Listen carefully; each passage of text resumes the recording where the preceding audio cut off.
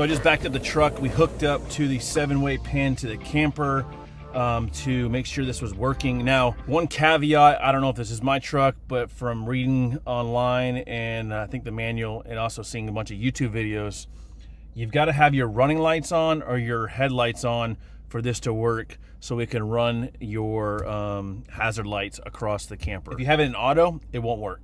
The screen's just gonna be black, no signal, and give you an error code. So make sure you have it in the, have your lights on, or just have your running lights during the day. It's the next day. We're taking the camper back to the storage unit.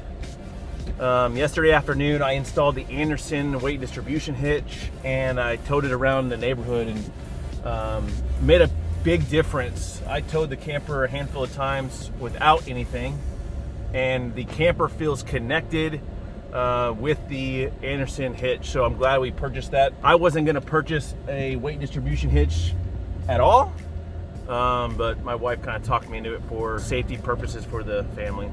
Now, the last couple of times that I've taken the camper over to storage, my wife has been with me. One of the big purposes of getting the backup camera was so I could take it over to the storage unit and back it in without having assistance or help into our storage spot. Right now, I need to go into settings and I need to flip. There we go. I had the left was the right was the left. You can see that car on my right there. I'm going to adjust the camera a little higher and really help me understand where the cars are around me for turning left, turning right, changing lanes. So having that angle just a little bit higher, and then when I get to camp, I can just hop up on the back bumper and adjust it down for backing it into a tight spot if I had to. But as I'm driving right now, this car is coming up on my right, which is nice. I can see it in my mirror, but I knew they were coming because of the backup camera. Didn't think I would use it for that, but it's a nice feature to have. So here's the camera set up as I'm driving. Really not my way at all as far as seeing the street and the road.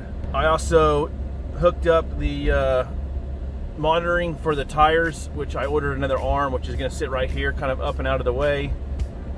That's another project install down the road. So yesterday I was playing around with the record setting with the micro SD card. I noticed that it's a .avi file, which will not play on my Mac computer. So that's something to consider if you, I don't know if it works with Windows or not, but I had to convert it for this video over to a .mp4 file.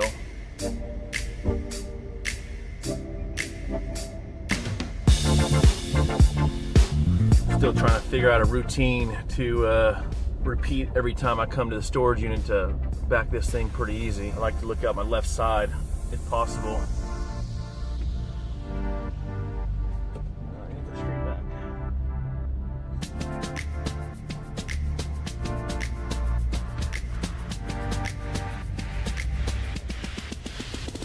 Kind of measured yesterday.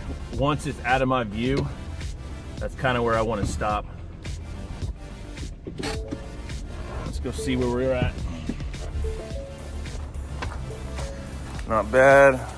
I put this little stone right here. It's supposed to be on the edge. It's close enough.